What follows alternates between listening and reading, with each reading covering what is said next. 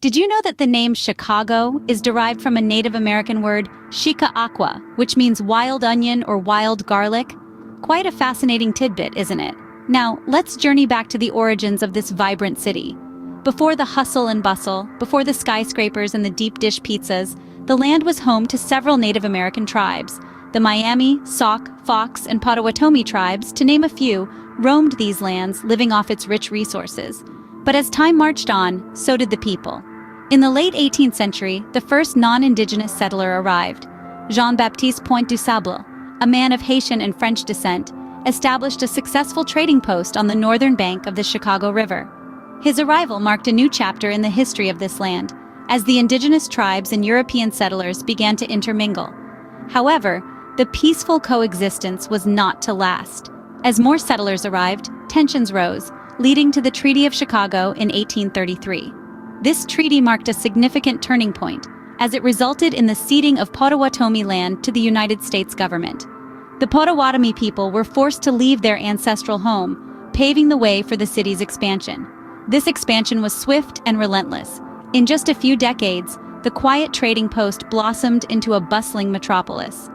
The city's location, straddling the Great Lakes and the Mississippi River watershed, made it a critical hub for trade and transportation. Chicago's growth wasn't always smooth sailing, though. It faced numerous challenges, from devastating fires to economic downturns. But each time it emerged stronger, building upon the resilience and tenacity of its people. And so, from humble beginnings, the foundations of Chicago were laid, paving the way for the city we know today. From a land of wild onions to a bustling metropolis, the story of Chicago is a testament to the enduring spirit of progress and the power of human resilience. In the next scene, we'll delve deeper into one of the most significant events in Chicago's history, the Great Chicago Fire. Stay tuned.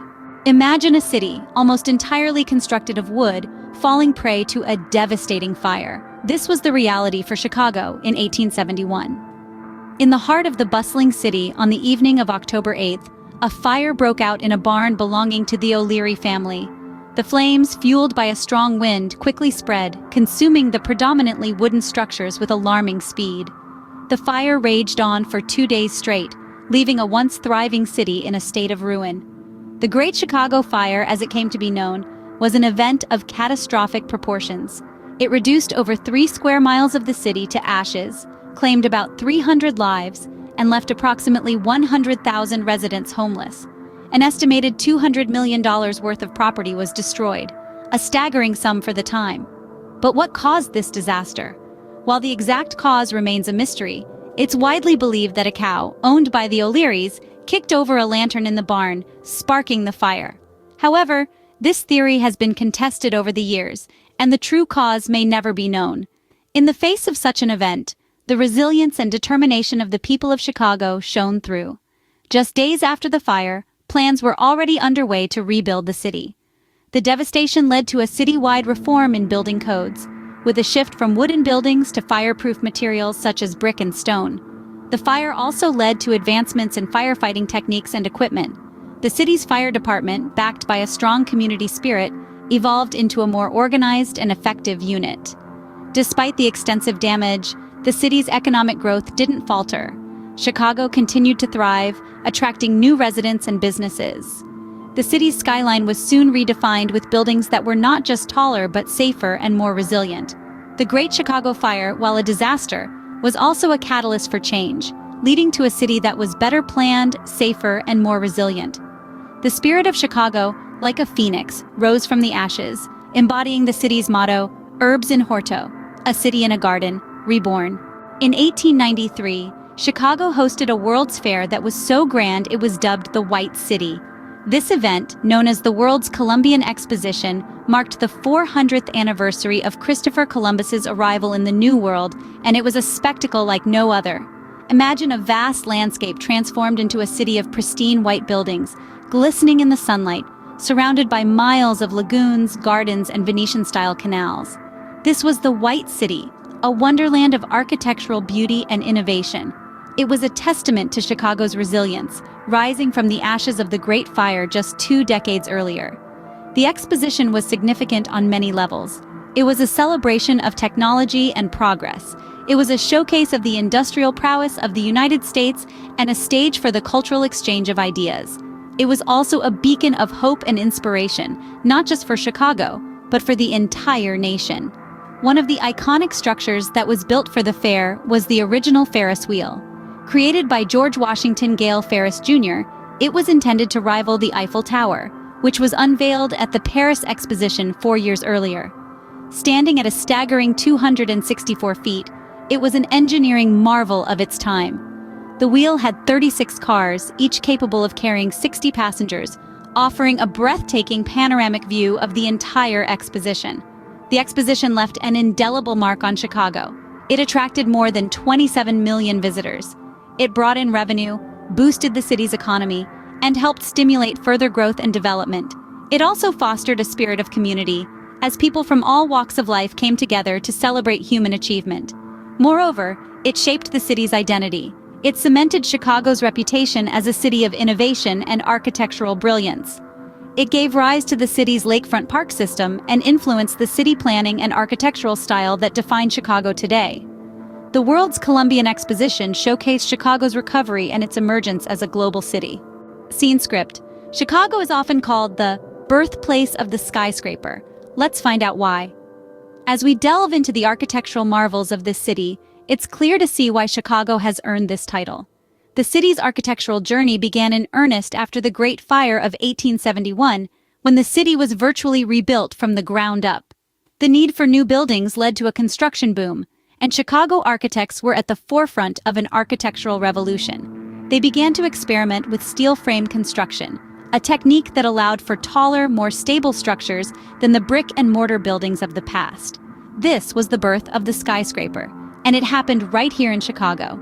Among these early skyscrapers, the Home Insurance Building, completed in 1885, stood out. At 10 stories tall, it was the first building to be called a skyscraper, and it set the stage for the city's future architectural wonders.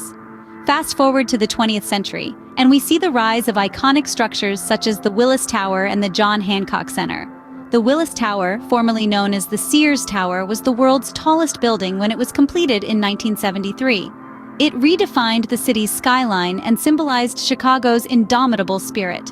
The John Hancock Center, another architectural marvel, was completed in 1969. Standing at 100 floors, this skyscraper is not just a building, but a testament to human ingenuity and the power of architectural innovation. These buildings, and many others in the city, reflect different architectural styles, from the Chicago School to postmodernism, each adding a unique layer to the city's architectural narrative.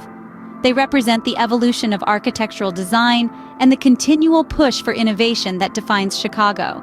But it's not just about the skyscrapers. Chicago's architecture is a blend of old and new, a mix of historic landmarks and modern marvels, each telling a different part of the city's story. From the ashes of the Great Fire rose a city that would forever change the skyline of the world. Today, Chicago is known for more than just its architecture and history. In the heartbeat of the Midwest, Chicago thrives as a modern metropolis, brimming with a vibrant culture that's as diverse as its skyline.